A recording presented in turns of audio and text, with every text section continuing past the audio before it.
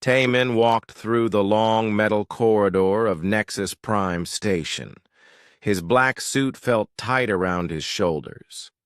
The air smelled strange here, like burning copper and something sweet he could not name. Other beings moved past him in the hallway. Some had 4 arms, others had scales instead of skin. A few floated in the air without touching the ground. He had never seen so many different alien species in one place. The Korean diplomat carried a small device in his pocket that would translate their words. His job was simple. Listen to what they wanted and report back to Earth. Nobody expected this meeting to go well. The main council chamber was huge. The ceiling stretched up so high that Taman could barely see the top. 12 different alien species sat around a circle. Each group looked completely different from the others. Some were tall and thin like walking sticks. Others were round and covered in fur. The strangest ones looked like floating jellyfish made of light. Taman took his place at a small table in the center. He felt very alone. Around him, hundreds of alien eyes stared down at him. The silence lasted for several long minutes. Finally, one of the creatures spoke. Its voice came through his translator as a deep, serious tone. "Human representative," the alien said. "We are the galactic hegemony. We control this part of space. Your species has been expanding too fast. You take planets without asking permission. You build colonies where you want. This must stop." Taman looked up at the speaker. It was tall and blue with 6 arms. Its head was shaped like a triangle. When it talked, all 6 arms moved in different directions. "We have watched your people for 50 years, another alien added. This one looked like a giant bird with metal feathers. "You do not follow the rules. Every other species asks us before they expand. They wait for approval. They follow our guidelines, but not humans." A third alien joined the conversation. It was covered in thick gray fur and had 3 eyes. "Your expansion threatens the balance of power in this galaxy. Other species are starting to copy your behavior. They see you taking what you want and think they can do the same." Taman stood up slowly. "What exactly are you asking us to do?" Blue alien with 6 arms pointed at him. "Stop all expansion beyond your home system. No more colonies, no more exploration ships. Submit to our monitoring. Let us control your technology development. Accept our authority over your species." "And if we refuse?" Taman asked. "Then we will force compliance," the bird-like creature said.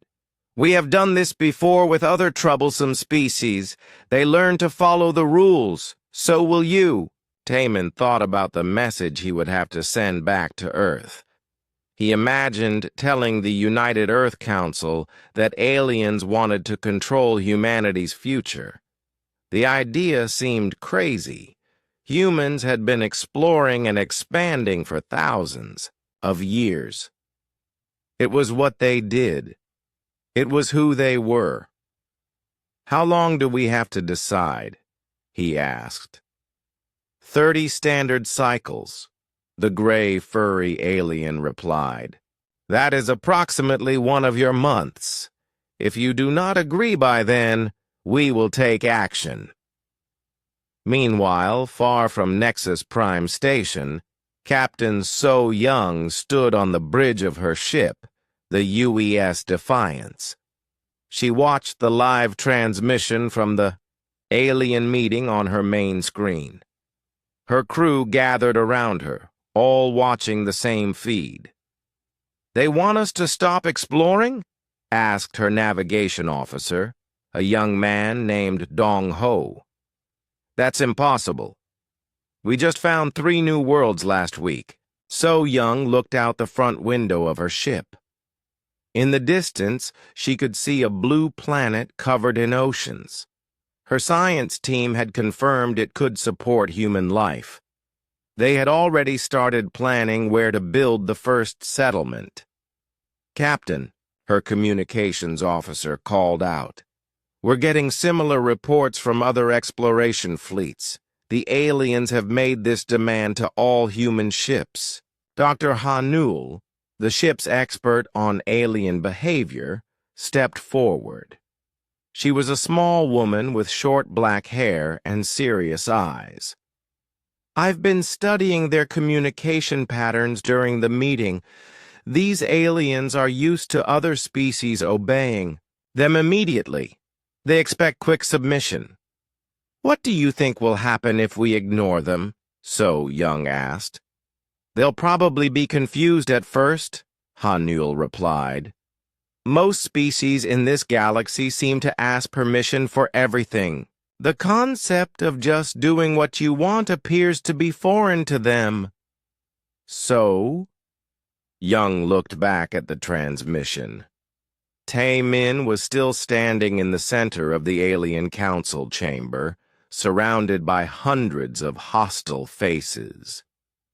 Captain, her first officer said quietly. What are your orders? Do we continue the colony survey or head back to Earth? So Young thought for a moment. She had spent her entire career exploring space. Her ship had discovered 17 new planets suitable for human settlement. Her crew was the best in the fleet. The idea of stopping now just because some aliens told them to made her angry. We continue the mission, she said firmly. Keep scanning the planet. Start planning the colony layout. If Earth Command wants us to stop, they can send us direct orders. Back on Nexus Prime, the Alien Council was explaining more of their demands to Tae-min. They wanted humans to install monitoring devices on all their ships. They wanted access to all human technology. They wanted humans to ask permission before developing new weapons or faster engines. Your species is dangerous, the blue alien said. You fight wars against each other. You destroy your own environment. You expand without considering the consequences. We cannot allow this behavior to spread to other worlds. Other species learn to be civilized, the bird creature added. They learn to follow rules. They learn to ask permission before acting. You can learn too. Tae-min listened to their words, but his mind was already thinking about Earth's response. He knew his government would never agree to these demands. Humans had always been independent. They had always made their own choices about where to go and what to do. I will deliver your message to my people, he said finally. But I cannot promise they will accept your terms. The furry alien with 3 eyes leaned forward. They will accept, or they will face the consequences. We have weapons that can destroy entire planets. We have fleets that can blockade your home system. We have the power to erase your species from existence. But we prefer peaceful solutions, the blue alien added quickly. Compliance is better than destruction. Cooperation is better than war. Your people just need to understand their place in the galactic order. As Tae-min prepared to leave the station, he wondered what his people would choose. Would they submit to alien control to avoid a war? Or would they fight for their freedom, even against impossible odds? He thought about Captain So Young and her. Crew, still exploring new worlds despite the alien threats. He thought about the millions of humans living on colony worlds throughout human space. Would they give up their independence to satisfy alien demands? Deep down, Tae-min already knew the answer. Humans had never been good at asking permission. Admiral Dong-woo sat in the war room on Earth, reading Tae-min's report for the third time. Around the large table, other military leaders and government officials discussed the alien ultimatum. The room buzzed with angry voices and worried whispers. "They want us to stop exploring space," said President Nara, shaking her head. "They want us to ask permission before we develop new technology. This is unacceptable." General Woo Sung slammed his fist on the table. "No alien government will tell humans what they can and cannot do. We've been expanding into space for over a century. We won't stop now because some council of creatures thinks they own the galaxy." Dong-woo looked at the star map displayed on the wall. Red dots showed human colonies scattered across dozens of star systems. Blue dots marked newly discovered planets waiting for settlement. Green lines showed planned expansion routes into unexplored regions. "What are our options?" President Nara asked. "We have three choices," Dong-woo replied. "We can submit to their demands and become a controlled species. We can try to negotiate some middle ground, or we can ignore them completely and continue our expansion." "Negotiation seems pointless," said Minister Kyung-ja. "They made it clear this was not a request. They want total compliance." Dr. Sung-min, the head of Earth's Science Council, stood up. "I've been analyzing their technology from the meeting recordings. Their ships are advanced, but they follow very predictable patterns. They seem to rely heavily on automated systems and standard procedures." "What does that mean for us?" Dong-woo asked. "It means they might not be prepared for unconventional tactics," Sung-min replied. "Their entire civilization appears to be built on following rules and asking permission. They might not know how to deal with opponents who don't play by those rules." Meanwhile, engineer Ji-hai worked in her laboratory on Mars. She had spent the last 3 years developing new terraforming technology. Her latest invention could transform a dead planet into a garden world in just 6 months. The traditional process took decades. "Dr. Ji-hai," her assistant called out, "we're receiving orders to stop all terraforming research. Earth Command says we need to halt all expansion projects until the alien situation is resolved." Ji-hai looked up from her work. She was a small woman with grease-stained clothes and tired eyes. Her hands were always dirty from working with machinery. "Did they say we had to destroy our research?" "No, just stop working on it." "Then we continue," Ji-hai said firmly. "This technology could give us a huge advantage. If we can terraform planets faster than anyone expects, we can establish colonies before the aliens can stop us." Her assistant looked worried. "But what if we get in trouble?" "I'd rather ask for forgiveness than permission," Ji-hai replied with a smile. "Besides, someone needs to give humanity options if this situation goes bad." On the other side of human space, scientist Kyung-soo made an interesting discovery. He had been studying alien technology captured from crashed ships over the years. Most human scientists focused on their weapons and engines, but Kyung-soo was more interested in their computer systems. "This is fascinating," he said to his research team.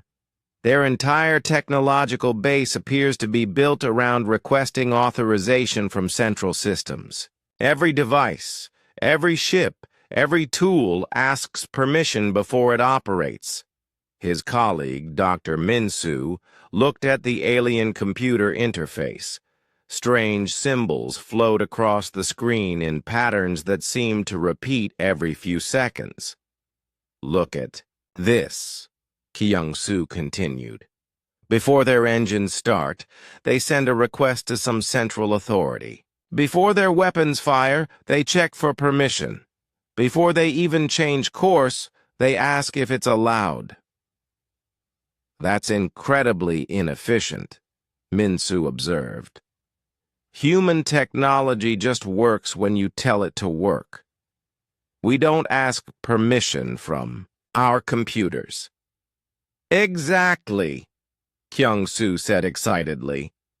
"I think this might be why they want us to stop expanding. We're doing things without asking their permission systems first. To them, we probably look like chaos." Back on Earth, Admiral Dong-woo was meeting with fleet commanders from around human space. The holographic projections of ship captains filled the room. Each one reported the same thing. Their crews wanted to continue their missions despite the alien threats. Captain So-young's image appeared larger than the others. "Admiral, my team has finished surveying the 3 new worlds. All of them are perfect for human settlement. We could have the first colony ships here within 2 months. The aliens told us to stop all expansion," Dong-woo reminded her. "With Phi, respect, sir, the aliens can tell us whatever they want. That doesn't mean we have to listen." So-young's voice was calm but determined. "My crew didn't join the exploration service to ask permission from aliens. We joined to find new homes for humanity." Other captains voiced similar opinions. Captain Hyun-A from the Outer Rim reported discovering a star system rich in rare metals. Captain Junho had found evidence of ancient ruins on a distant world.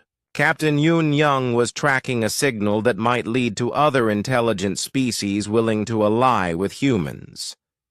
"What if the aliens attack us?" asked Captain Byung-ho, the most cautious of the group. "Then we fight," So-young replied simply. "Humans have been fighting for survival since we climbed down from trees. A few alien bullies won't stop us now." Dong-woo made his decision. "Continue your missions. All of you. If Earth government wants to negotiate with the aliens, that's their choice. But we won't abandon our people on colony worlds, and we won't stop exploring space because some galactic council thinks they own everything." The meeting ended with unanimous agreement.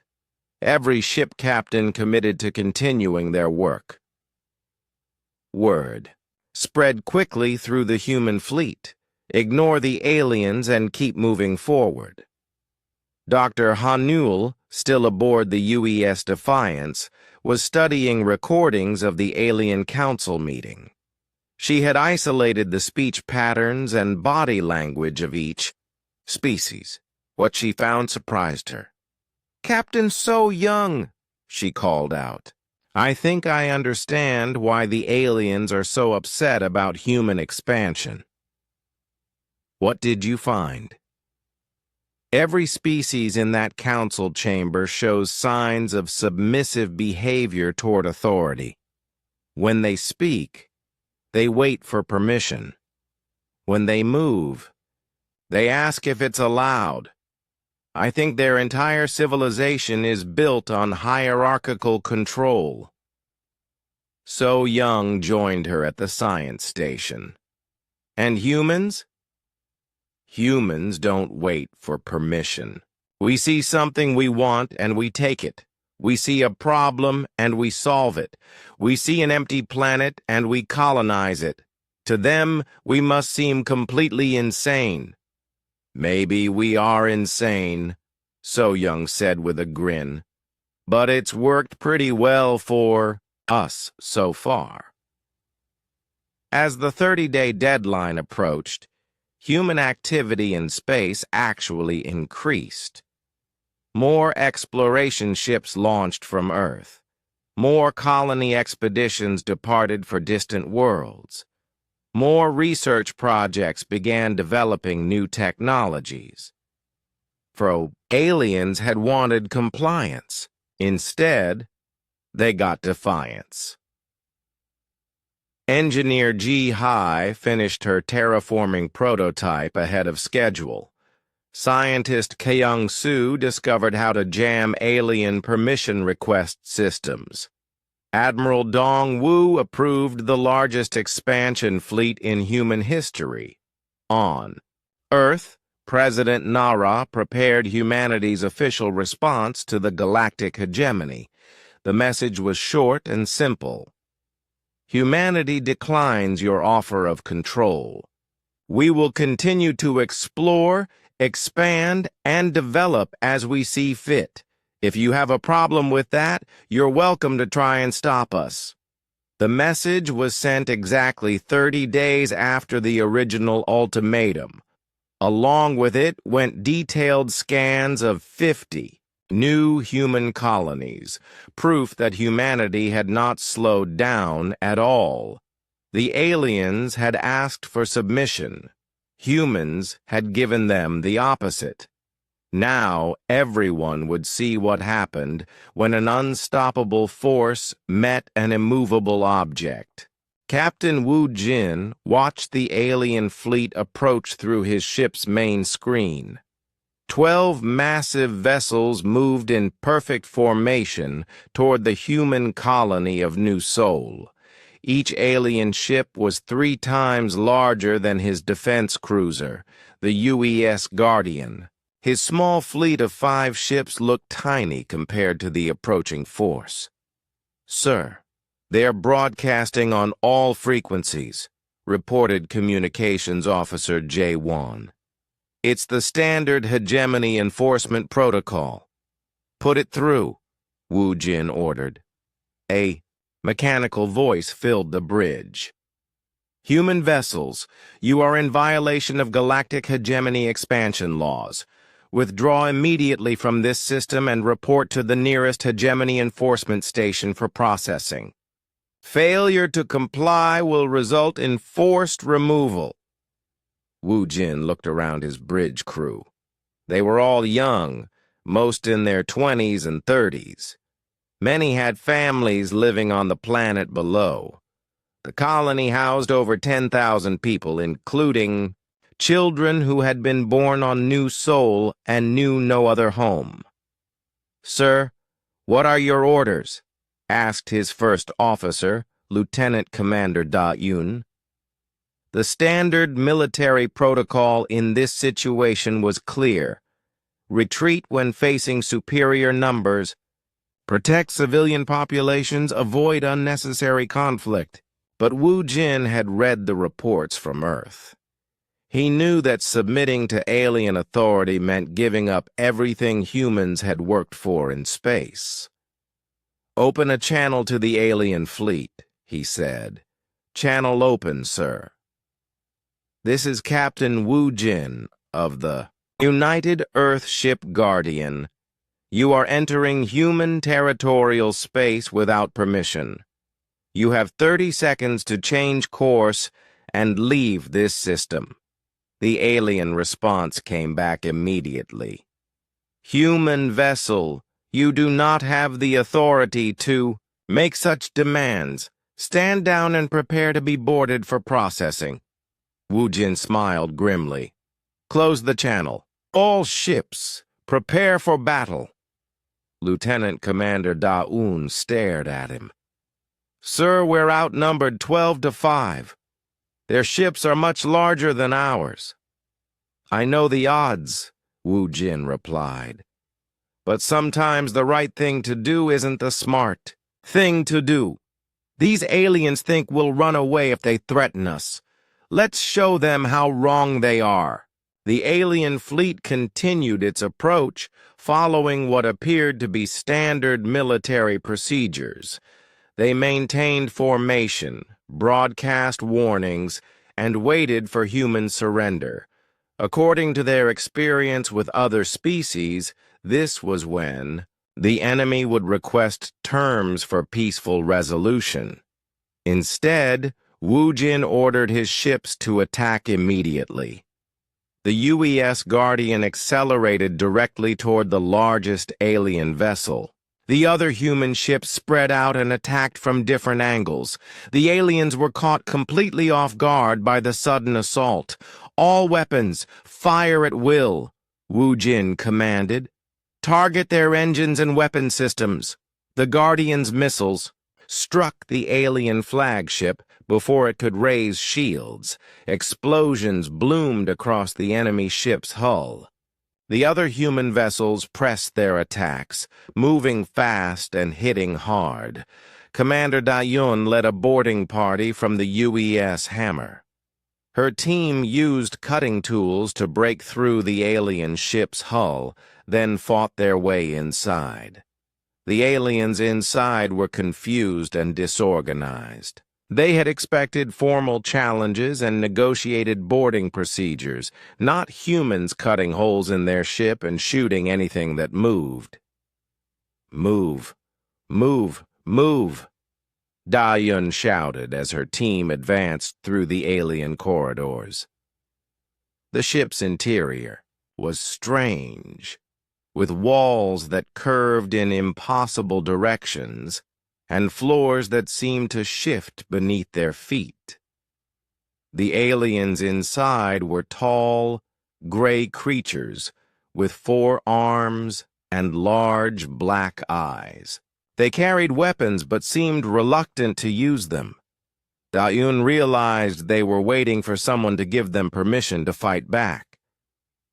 "Take the bridge," she ordered her team. "Don't wait for them to figure out what's happening." On the Guardians. "Bridge!" Wu Jin watched 2 alien ships try to retreat. "Pursue them," he commanded. "Don't let them escape to report our tactics." The human ships chased the fleeing aliens through the outer system. When the enemy vessels tried to communicate with their fleet command, human jammers blocked their signals. When they tried to follow standard retreat procedures, human ships rammed them from unexpected angles. Captain Sujin of the UES Defender deliberately crashed her ship into an alien cruiser. The impact destroyed both vessels, but it also prevented the aliens from escaping with tactical information about human fighting methods. "Captain Sujin's ship is gone," reported the tactical officer, "but she took one of theirs with her." Wu Jin felt a moment of sadness for his fellow captain, but he knew she had made the right choice. The aliens needed to learn that humans would fight to the death rather than surrender. The battle lasted only 2 hours. When it ended, 7 alien ships were destroyed or captured. 4 had managed to retreat, but they were badly damaged and had lost most of their crew. The human fleet lost 2 ships and suffered heavy casualties, but they had achieved something unprecedented. They had defeated a hegemony enforcement fleet. Dr. Kyung Mi, the colony's chief scientist, examined the captured alien technology. "Their weapons are more advanced than ours," she reported to Wu Jin, "but their targeting systems are incredibly slow. They seem designed for long-range combat against opponents who follow predictable movement patterns."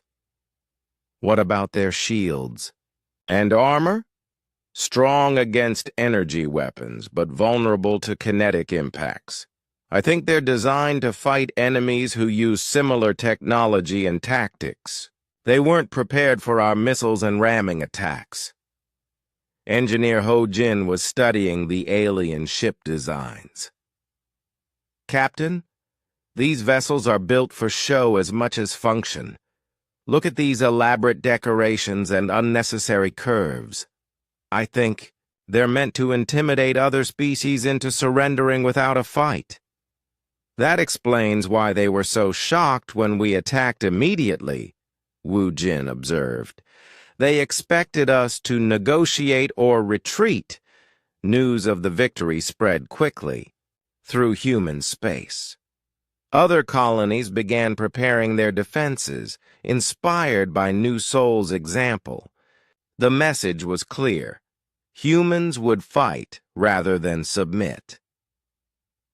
On Earth, Admiral Dongwu analyzed the battle reports. "They followed standard formation tactics," he told his staff. "They broadcast warnings and waited for surrender. They tried to board our ships using formal procedures.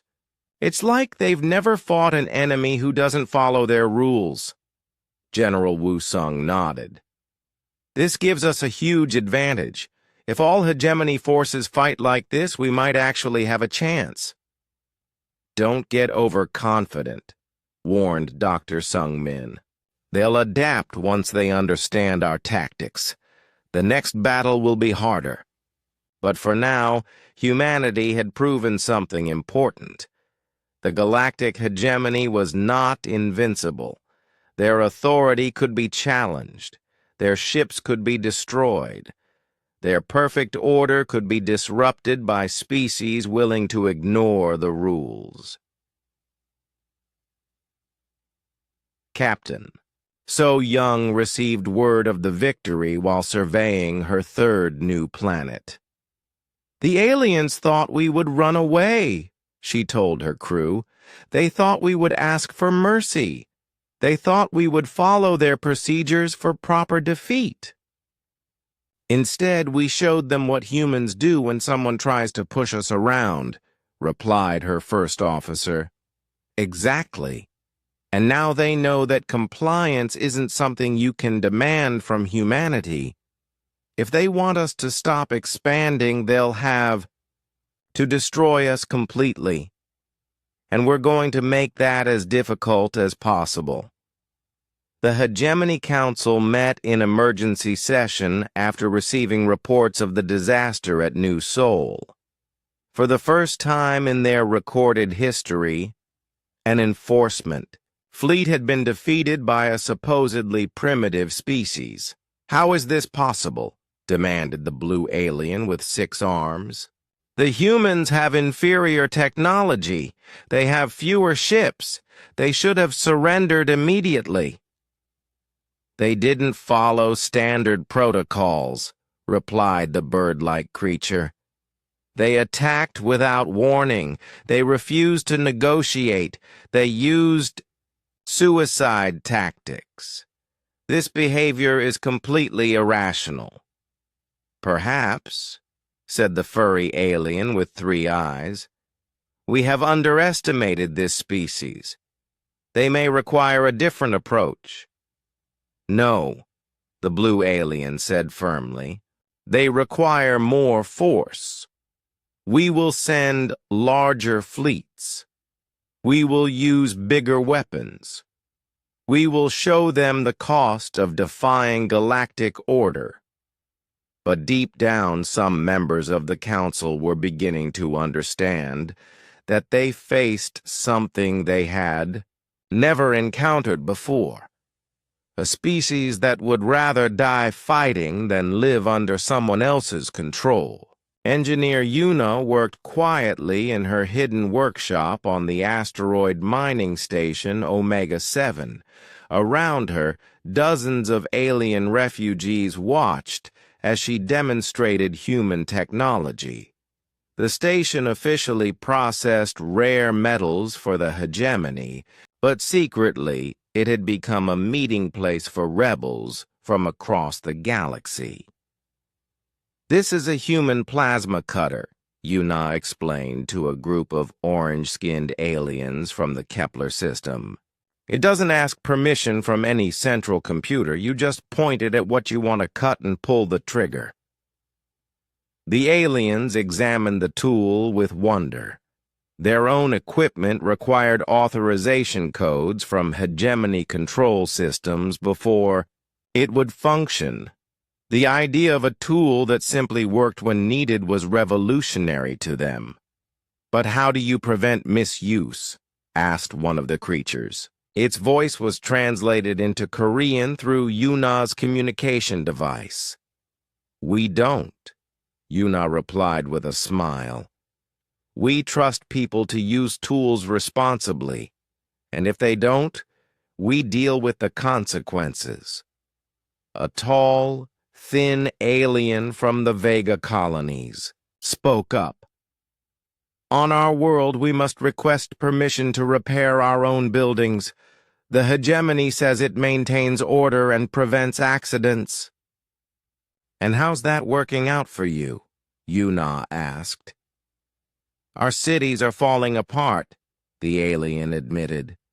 "By the time we get permission to fix something, 3 other things have broken. But we were told this was the price of civilization." Yuna handed the plasma cutter to the alien. "Try it. Cut through that piece of metal over there." The creature hesitated. "What if I do it wrong? What if there are consequences?"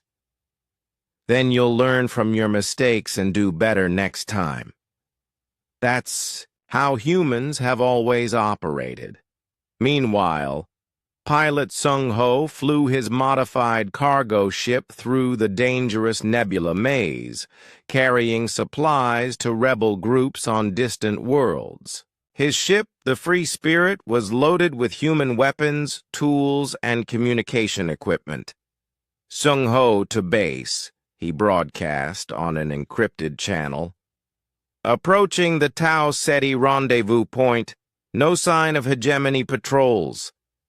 The response came from Captain Jin A., coordinator of the underground supply network. "Copy that, Free Spirit. Your contact should be waiting at the asteroid field coordinates." Sung-ho guided his ship toward a cluster of floating rocks. Hidden among them was a small alien vessel. Its design was unfamiliar to him, with curved surfaces and what looked like organic growths along the hull. The alien ship docked with his cargo bay, and 3 creatures emerged. They looked like walking trees with silver bark and glowing blue leaves. Sung-ho had never seen their species before, but their message had been clear. They wanted human help to overthrow hegemony rule on their homeworld. "We bring rare elements as payment," their leader communicated through a translation device. "Our people are ready to fight, but we need weapons that work without hegemony authorization." Sung-ho showed them crates of human firearms, explosives, and communication gear. "These will work anywhere, anytime, for anyone who knows how to use them. We're also including instruction manuals and training videos." "Why do humans help us?" the alien asked. "What do you gain from our rebellion?" "Freedom," Sung-ho replied simply. "Yours and ours. The hegemony wants to control everyone. If we let them control you, eventually they'll find a way to control us too." Back on Earth, Dr. Boram analyzed psychological profiles of various alien species. Her research revealed something fascinating about the galaxy's power structure. "Every species in the hegemony shows signs of learned helplessness," she explained to the United Earth Council. "They've been conditioned to believe they cannot function without central authority. They ask permission for everything because they've forgotten how to make independent decisions." President Nara studied the data. "How long has this been going on?" "Based on alien historical records, at least 3,000 years. The hegemony gradually took control by offering to solve problems and provide security. Over time, member species gave up more and more autonomy until they couldn't survive without constant guidance. And now humans are disrupting that system, observed Minister Kyung-ja. Exactly. When other species see humans making independent decisions and succeeding, it reminds them that they used to be capable of the same thing. That's why rebellions are starting across the galaxy. The rebellion was spreading faster than anyone expected. On the industrial world of Proxima 5, factory workers stopped asking permission to modify their equipment and increased production by 400%. On the agricultural planet of Wolf 359, farmers ignored hegemony crop quotas and ended a decades-long famine. Dr. Hee-jun, a human xenobiologist studying on the research station Alpha Centauri, reported similar changes throughout his sector. The hegemony control system is breaking down, he told Earth via quantum communication. Local species are remembering skills their grandparents knew but had been forbidden to use. They're fixing their own problems instead of waiting for hegemony administrators to help them. What's the hegemony's response? Asked Admiral Dongwu. Panic, Hee-jun replied. They're sending more enforcers to rebel worlds, but that just makes the situation worse. Every species that sees hegemony troops attacking other rebels realizes they might be next. The most dramatic change occurred on the mining world of Kepler 442b. The planet's native species, the Kalari, had been processing rare metals for the hegemony for over a century. They lived in underground cities and rarely saw daylight. When human rebel agents shared drilling technology with the Kalari, everything changed. The aliens discovered they could mine more efficiently using human methods. They also realized they had been giving away their planet's wealth for almost nothing. Commander. Rena led the first human military advisors to reach Kepler 442b. She found a world in complete revolution.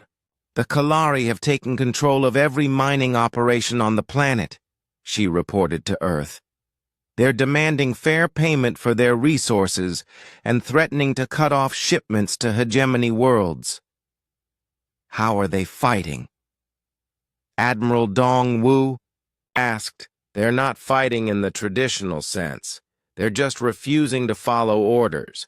When hegemony administrators demand compliance, the Kalari ask why and who gave you the right to decide. The administrators have no answer because they've never been questioned before. The psychological impact was spreading across the galaxy. Species that had never questioned authority were suddenly asking basic questions about their relationship with the hegemony. Why did they need permission to improve their own lives? Who decided the hegemony had the right to control galactic civilization? What would happen if they just said no? Engineer Tae-young worked with rebel scientists to develop new communication networks that bypassed hegemony monitoring systems. The key is to connect rebel groups across different star systems, he explained to his alien colleagues. When they see they're not alone, when they realize hundreds of species are questioning hegemony rule, the revolution becomes unstoppable. The aliens working with him came from 12 different species, but they all shared the same goal: independence from central control. They had learned from humans that cooperation didn't require submission to authority. Captain Min Ho commanded one of the human ships providing security for rebel supply convoys. His job was to protect cargo ships like Shung-Ho's Free Spirit from hegemony patrols. "The aliens are learning to fight," he reported during a briefing with other human military commanders. "They're not very good at it yet, but they're enthusiastic. More importantly, they're starting to think like humans." "What do you mean?" asked General Wu Sung. "They're solving problems without asking permission. They see something that needs doing, and they do it. That's the most dangerous thing we could have taught them, from the hegemony's perspective." Indeed, the hegemony was beginning to understand the full scope of the crisis they faced. This wasn't just a military rebellion by one aggressive species. This was the collapse of the philosophical foundation that held their empire together. Species throughout the galaxy were remembering what it meant to be free. They were rediscovering the power of independent thought and action. They were learning that they didn't need anyone's permission to control their own destinies.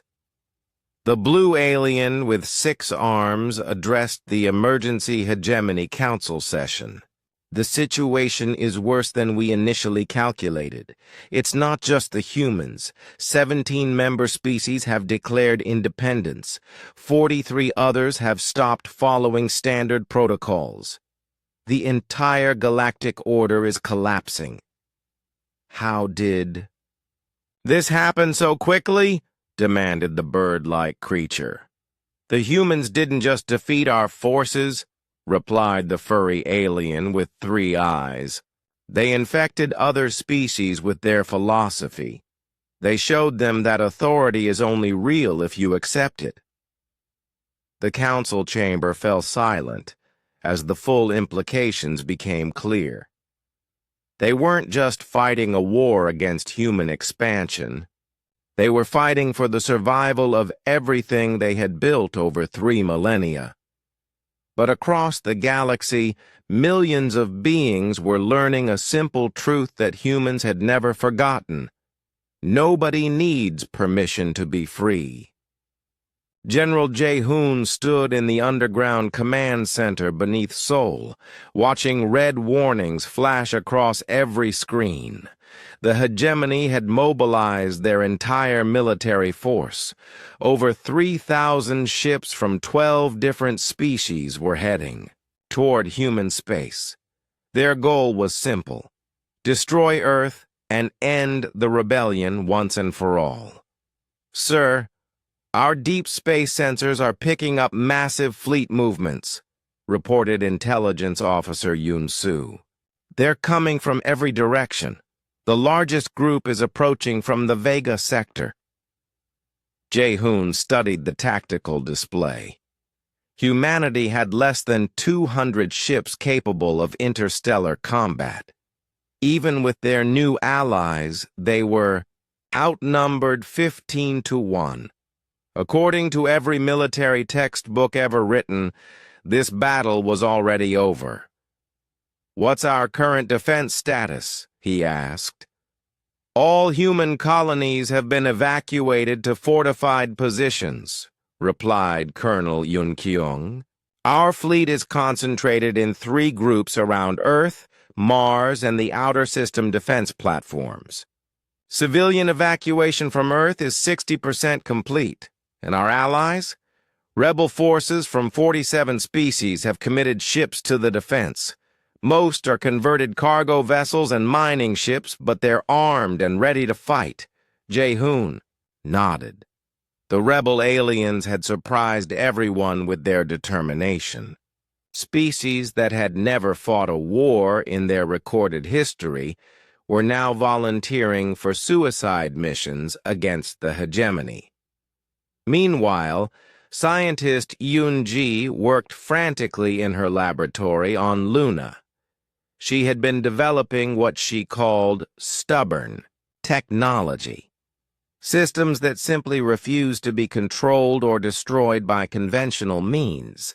The key is redundancy and independence, she explained to her team. Every component must be able to function without central coordination. If you destroy one part, 10 others take over its job.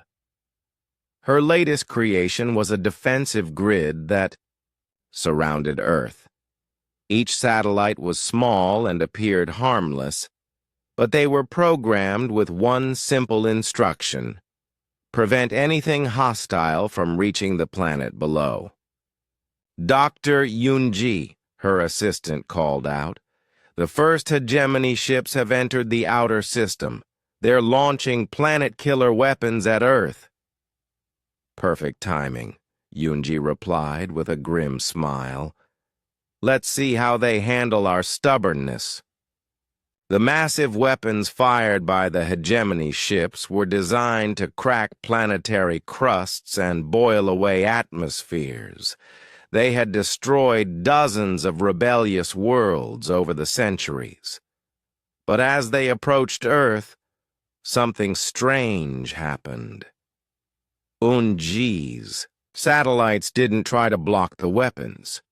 Instead, they surrounded them, attached themselves like parasites, and began broadcasting signals that confused the weapons' guidance systems.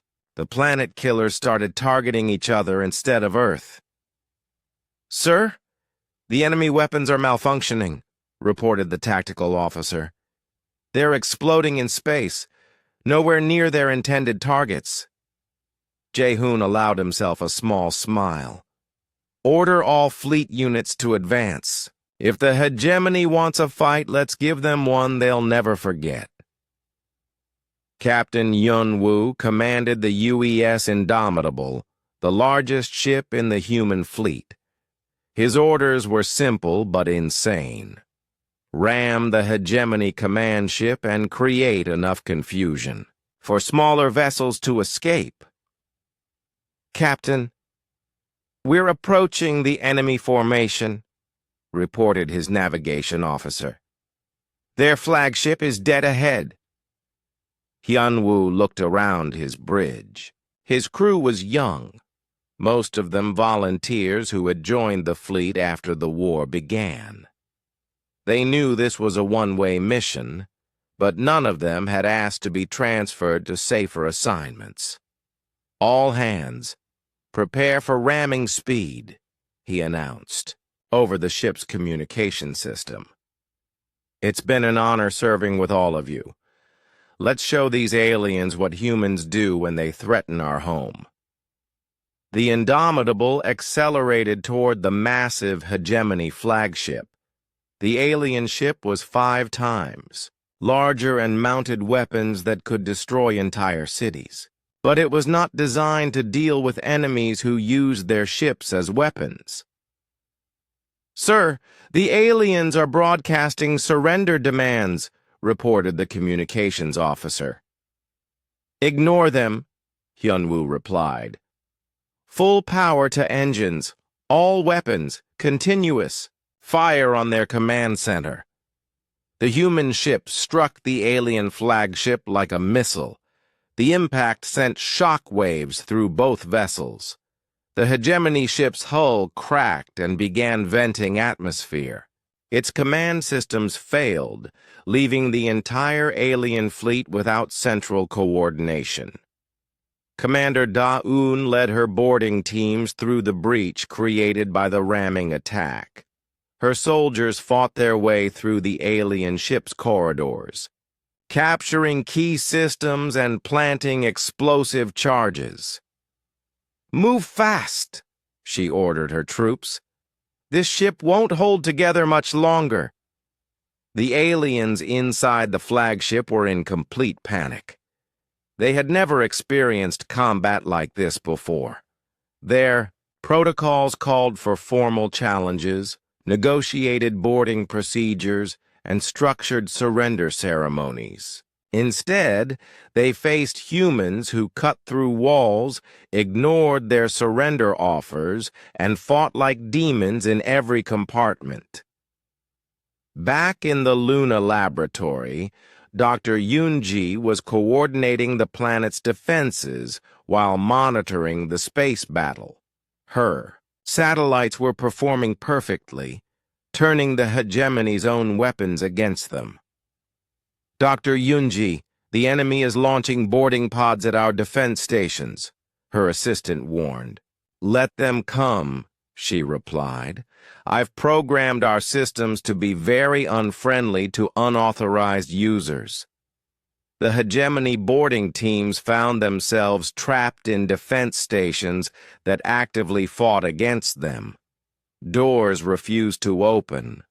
Life support systems shut down in occupied sections. Computer terminals delivered electric shocks to anyone who tried to use them. The aliens had expected to capture human technology and turn it against its creators. Instead, they found that human machines were as stubborn as their builders. General Jae-hoon watched the battle unfold from his command center. The odds were still terrible, but humans and their allies were fighting with desperate courage. Every ship that was destroyed took multiple enemy vessels with it. Sir, we're receiving reports from the Mars Defense Force, said Colonel Yoon Kyung. They're under heavy attack, but they're holding their positions. And the outer system platforms? Platform 7 has been destroyed, but they took out an entire enemy squadron first. The remaining platforms are coordinating their fire to maximum effect. Jae-hoon knew the battle could only end one way. Humanity simply didn't have enough ships to defeat the entire hegemony fleet, but they were making the aliens pay a terrible price for their victory. Sir, incoming message from Captain So Young, the communications officer announced. Put her through. So Young's face appeared on the main screen. Behind her, the bridge of her ship was filled with smoke and sparks. General, we've lost the outer perimeter. The enemy is advancing on Mars, but we've learned something important about their fleet coordination. What did you discover? Their ships are all connected to central command systems. When we destroyed their flagship, half their fleet stopped receiving orders. They're trying to reorganize, but they're not used to operating independently. Jae-hoon realized this was humanity's only chance. Can we exploit this weakness? Already working on it, So Young replied. We're targeting their command ships and communication relays.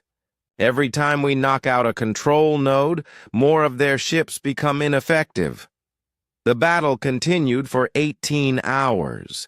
Human and rebel ships fought with suicidal determination, targeting the hegemony's command structure rather than trying to win through conventional tactics.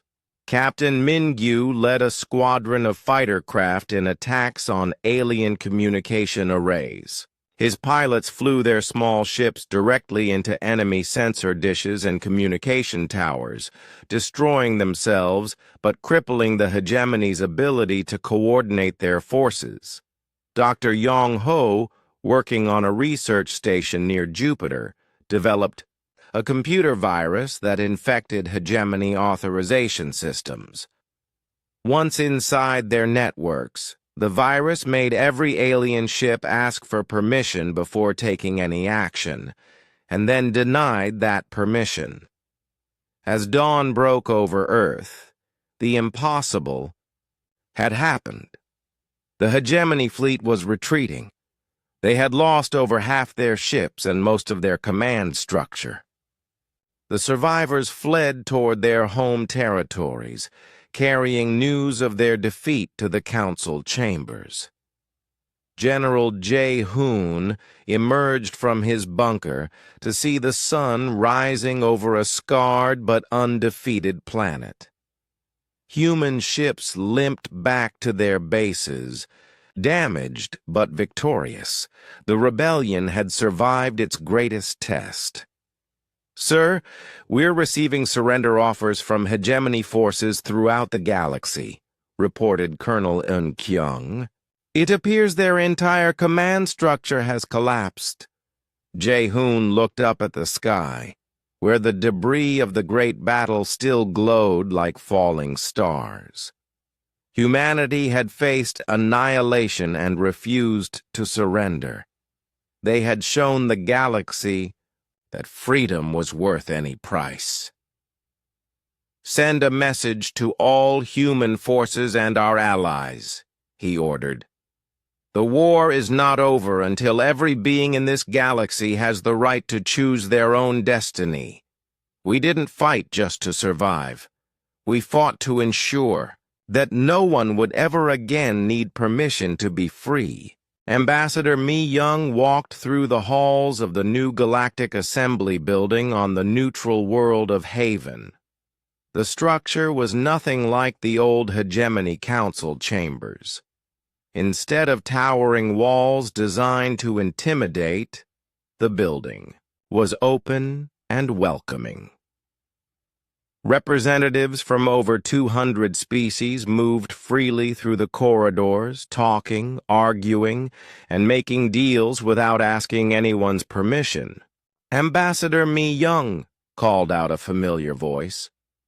She turned to see Tai Min approaching, no longer the nervous diplomat who had faced the hegemony ultimatum years before.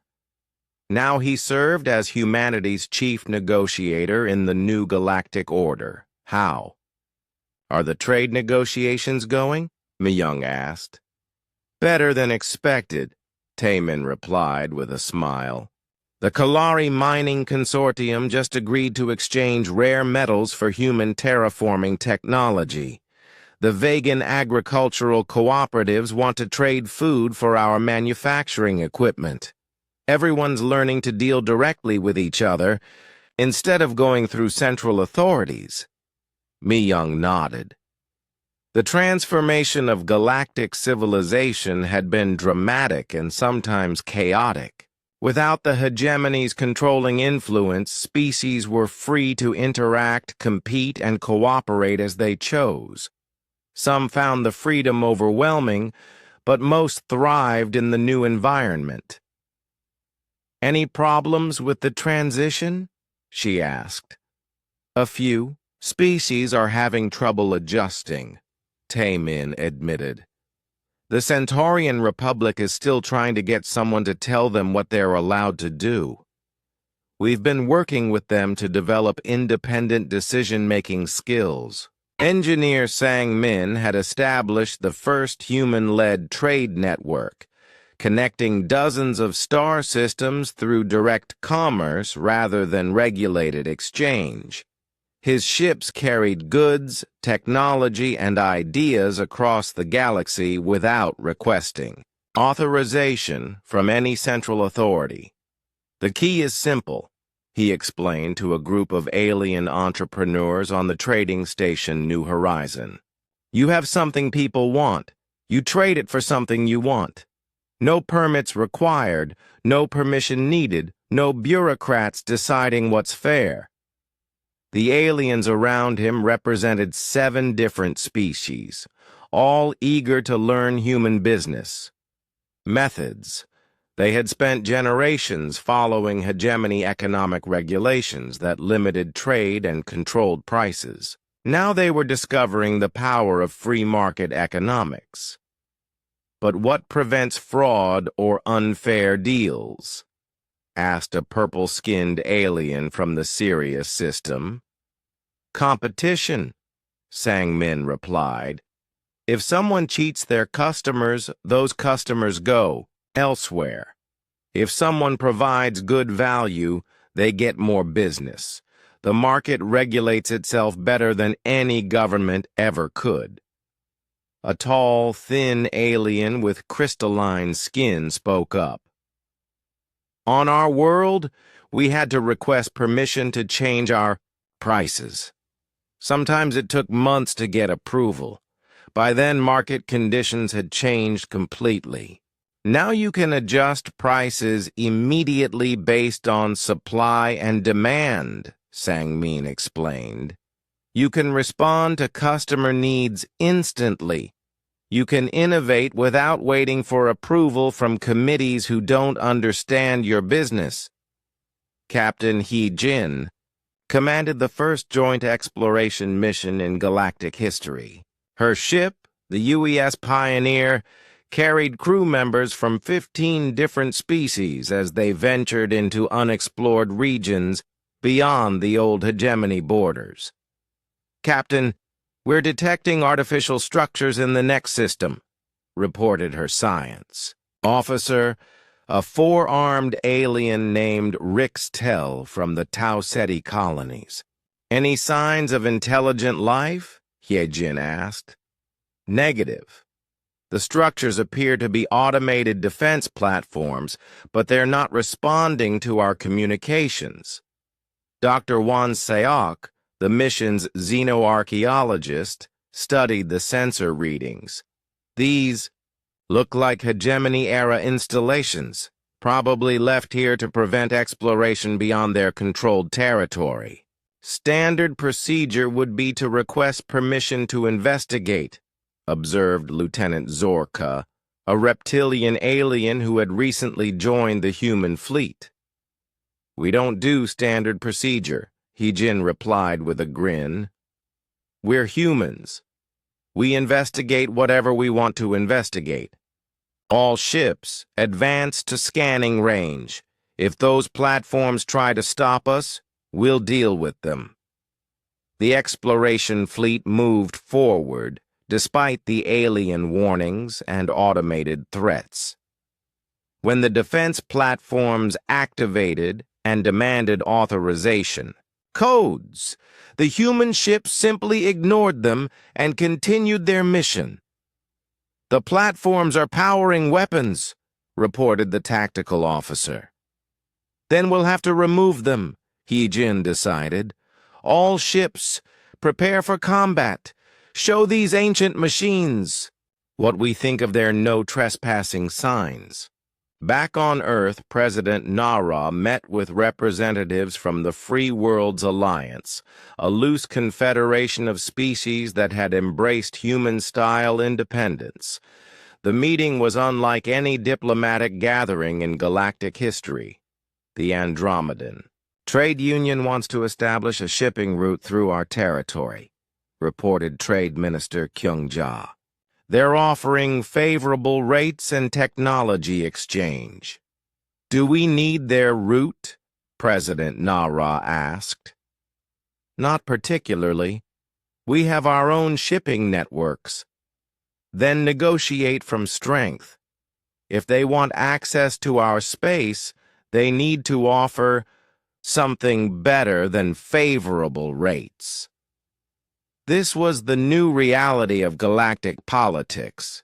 Instead of seeking permission from higher authorities, each species negotiated directly with others based on mutual benefit. Some deals succeeded, others failed, but every participant had the freedom to choose their own path. Dr. Jisoo studied the social changes sweeping across the galaxy from her research station on Alpha Centauri. Her reports documented the transformation of hundreds of civilizations as they adapted to life without central control. The psychological impact has been remarkable, she wrote in her latest paper. Species that had been passive and dependent for millennia are rediscovering creativity, innovation, and individual initiative. Crime rates have actually decreased on most worlds as beings take personal responsibility for their communities. However, she continued, the transition has not been uniform. Some species struggle with the concept of freedom and continue to seek guidance from any available authority. Others have embraced independence so enthusiastically that they've become aggressive toward their neighbors. The most dramatic example was the planet Kepler 442b, where the Kalari had become the galaxy's most successful independent traders. Captain Rena, now serving as human liaison to the Kalari government, marveled at their transformation. 5 years. Ago. These people couldn't repair a mining machine without permission, she reported to Earth. Now they're building starships and establishing colonies throughout their sector. They've gone from being the galaxy's most submissive species to one of its most dynamic. The former hegemony species had scattered to the winds after their defeat. Some tried to maintain their old authority on isolated worlds, but most of their former subjects had moved on. The blue aliens with 6 arms had established a small republic in the Arcturus sector, where they tried to govern themselves without oppressing others. The bird-like creatures had become traveling merchants, using their knowledge of galactic geography to establish trade routes. Engineer Yuna, now head of the Rebel Technology Exchange, continued sharing human innovations with species throughout the galaxy. Her organization operated without central funding or government oversight, relying on voluntary contributions and trade agreements. We've distributed manufacturing equipment to 300 worlds, she reported during a conference on the asteroid, Station Omega-7. Each recipient world has modified our designs to suit their specific needs and environments. The diversity of innovation has been incredible. What about quality control? Asked a representative from the Wolf 359 agricultural cooperatives. We don't control quality, Yuna replied. We share knowledge and let each world decide how to use it. Some produce excellent results, others make mistakes and learn from them. That's how progress works when people are free to experiment. The old hegemony territories had been divided among dozens of new governments, trade associations, and independent worlds. Most chose democratic systems inspired by human examples, but some experimented with completely new forms of organization. Captain So Young, now an admiral in the United Earth Space Force, commanded the largest fleet in human space, but her ships served as peacekeepers and traders rather than conquerors. We could probably take control of half the galaxy if we wanted, she told Admiral Dongwu during a strategy meeting. Most species still see us as the liberators who ended hegemony rule. But that would make us exactly what we fought against. Dongwu replied, the moment we start telling other species how to live, we become the new hegemony. Agreed. Our job is to make sure everyone stays free to make their own choices, even if we disagree with those choices. The transformation was not complete. Some remote sectors still struggled with the concept of independence. Occasionally, groups of species would attempt to recreate hegemony-style control systems, forcing human and allied forces to intervene. But overall, the galaxy had embraced the human philosophy. Beings throughout civilized space had learned that they didn't need permission to improve their lives, explore new worlds, or trade with their neighbors. As Ambassador Mi-young concluded her speech to the Galactic Assembly, she looked out at the diverse crowd of representatives. We gather here not as subjects seeking approval, but as free beings choosing to cooperate.